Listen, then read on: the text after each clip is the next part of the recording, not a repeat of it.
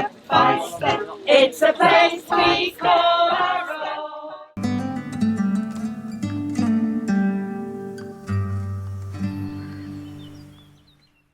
I'm really interested in how you came about to write the book.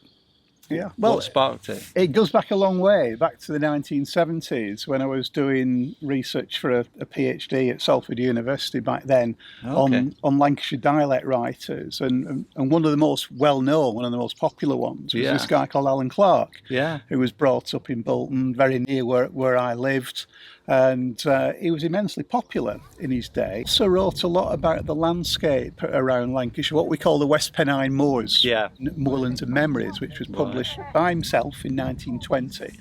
And I was just reading through it and I came across this very brief reference to this remarkable event in 1896 when he said 10,000 Boltonians marched over Winter Hill to reclaim a right of way. And I was, as we say these days, blown away by this. Well, 10,000 people, I mean, that's how it came about and obviously what happened on the day. Yeah, it was all organised at very, very short notice. Ainsworth decided to close the moor in August, the grouse shooting season. It was very much driven by getting the riffraff off the moor so he could bring his mates up to shoot grouse, style himself as an old-style English aristocrat, but he made his money in the bleaching industry and bought Smithil's Hall down at the bottom here. Yeah, I'm really excited to be here on the Winter Hill 125th anniversary Trespass today. I've come up from Totnes in Devon where I live, but I guess one of the big inequalities that this is all about is about inequality of land ownership, and that was the sort of subject of my book, Who Owns England. It was about how 1% of the population own half the land in England, and a lot of those landowners have inherited that land. The aristocracy, the landed gentry have inherited over hundreds of years, and we often forget about that. We forget about that history. We forget about the history of radicals like the Winter Hill original trespassers who claimed this route being blocked up incorrectly and won.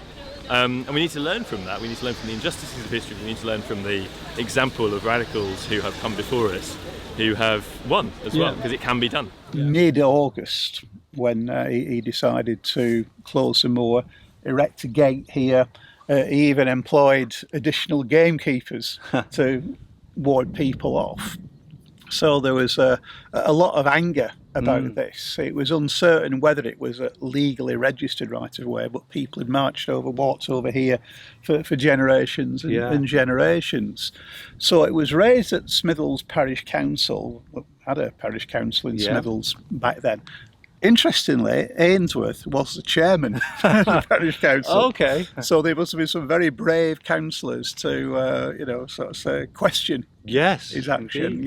How dare they? And he really lost his temper, apparently, going from the local press reports. And but they decided that there would be a committee of inquiry to look into the rights and wrongs of all this. So this was happening at the beginning of September, a few days before the march.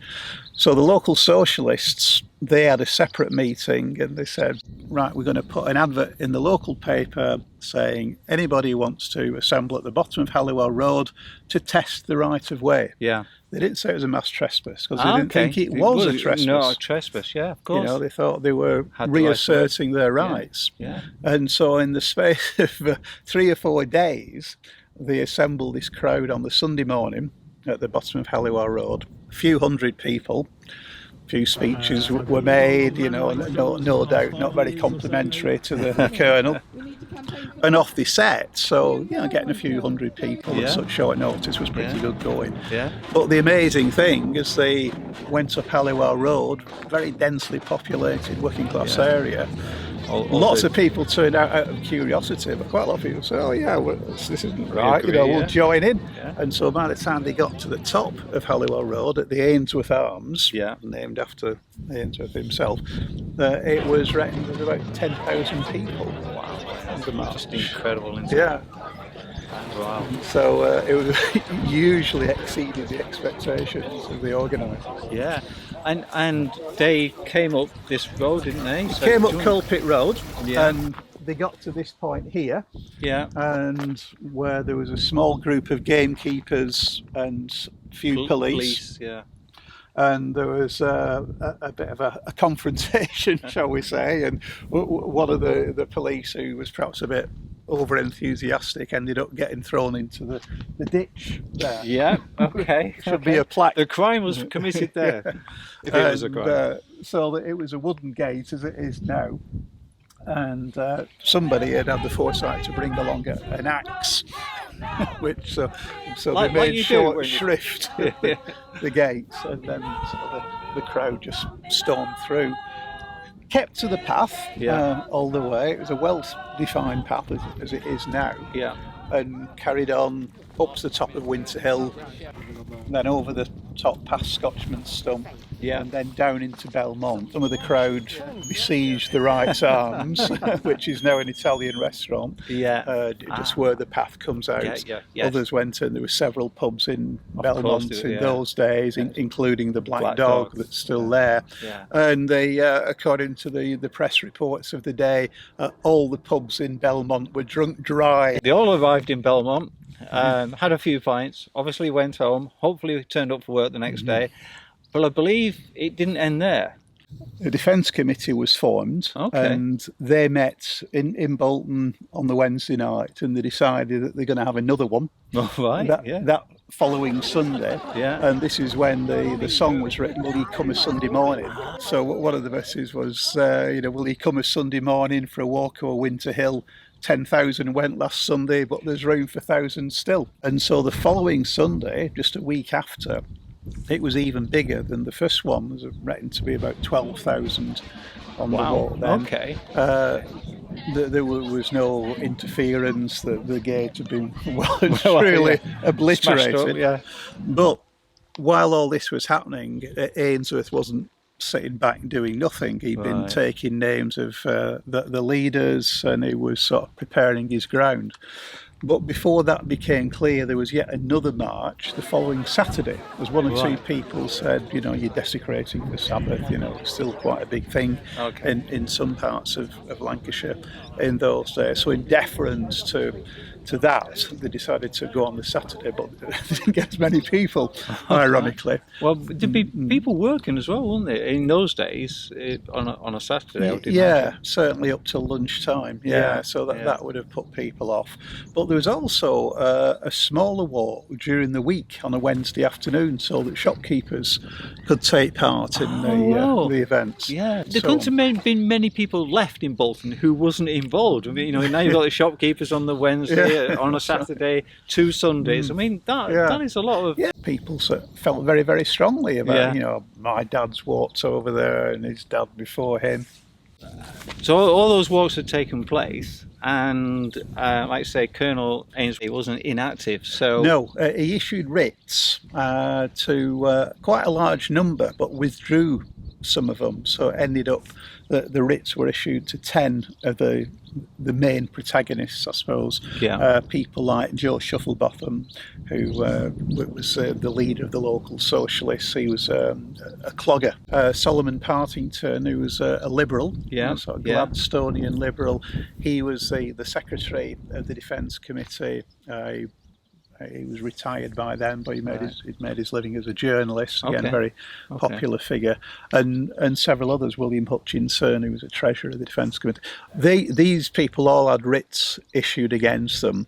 The lawyer who represented the campaigners was Richard Pankhurst, who was a husband of Emmeline. What was the results of the court case? They found in favour of Ainsworth. That is a surprise. So and there were. Nobody went to prison, unlike Kinder Scouts, but there were costs awarded against the protesters, about £600. But in the early 1900s, public rights of way in the Bolton area were still seen as a real hot potato, and there were proposals that were embryonic by the council, actually, to close off some paths, and they got cold feet when they thought, we don't want another Winter Hill on our hands. And I think the real significance of Winter Hill is now. Right. Funnily enough, from 1982, which was the same time as the Kinder Scout 50th anniversary, Benny Rothman, who'd been jailed for his part in the Kinder Scout Trespass, he came along and joined in. So people started to hear about Winter Hill. Yeah. We had the centenary in 1996 when the monument there was erected, and 100 years on, much to the disgust of Colonel Ainsworth, it was actually made into a public right of way. So they finally achieved their objective. But I think nowadays people are much more aware of the importance of the countryside and access to the countryside. There's groups like the Ramblers nationally. There's also lots of local and regional organisations who are going to be joining us tomorrow, actually. And so the fact that 125 years on, we're celebrating this event that had been forgotten about for decades, I think is a wonderful thing. And it's all part of, if you like, underpinning people's determination to protect their access to the countryside. Mainly because of the Kinder Trespass. That's a big part of my family history. My granddad knew Benny Rothman quite well. Was it? Oh, right, okay. So I've always known about Kinder. I've helped organise the Kinder Trespass anniversary with the Morning Star and the Communist Party for the past 5 or so years. And this is a walk I've always wanted to do. I've known about the history for a long time.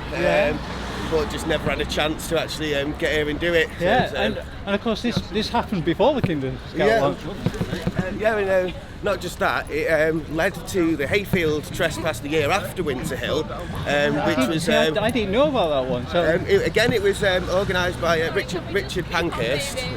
He was one of the main guys helping with the legal matters, and it was the footpath going over the Snake Pass. Yeah, I know what you mean. This was, year after Winter Hill, they organised a trespass up there, which actually succeeded, and it led to the Snake Pass footpath being opened as one of the first public footpaths in Britain.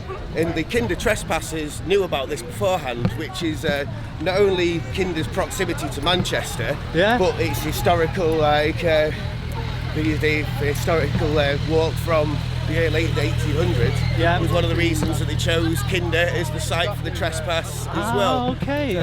For me, it's about... it's all led one thing to another. And also the right to roam and walking, something that I'm very passionate about anyway. Did the Pennine Way a couple of years ago with a mate. And, just the hostility that you were getting still today from landowners and farmers, the amount of stiles that had been deliberately blocked off. So, well, I do a lot of wild camping, so dare I say, I'm probably trespassing. Yeah, I wild camped the whole of the Pennines. We stayed on. Brilliant.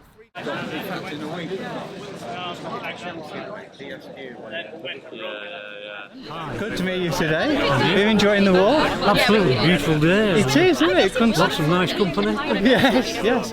So you were saying you were with the Ramblers Association? Yeah, active in the Ramblers, been a member of the Ramblers a long time. Really kind of keen to celebrate and commemorate access campaigns and draw attention to the fact that there's a continuing campaign to extend the right to access to open country and enjoy urban spaces as well. Okay, Tony, great to meet you. I believe you're one of the organisers. Indeed, yes. We have a small group of organisers. Been working on it for about a year now. Okay. We're gathered together. So there's Chris Chilton, Paul Salveson, of course, who wrote. Kind of what prompted you then? What kind of motivated you? Well, I live on the edge of the estate. I live by the chimney. Chimney. So whenever I go out for a walk with my dog, yes, I'm basically on the Smiddles estate and got interested in the history of it. Then the Woodland Trust came along and bought the estate from the council, and started developing it and opening it up and looking after it. And I joined in as a volunteer, and I'm doing the history research for the for Woodland Trust. As part of that, we're producing pamphlets. We've just done an audio walk of this of the trespass. Right, and I'll pull a connection on so people can connect to the audio walk. I guess That'd they be can. smashing. Yeah. Okay, we'll do that. beginning there was about 600, and we know that people have been joining all the way up. So there's a lot more now. So I would say it's very close to about 1,000, which is fantastic. It's the top end of our estimate of how many people were coming.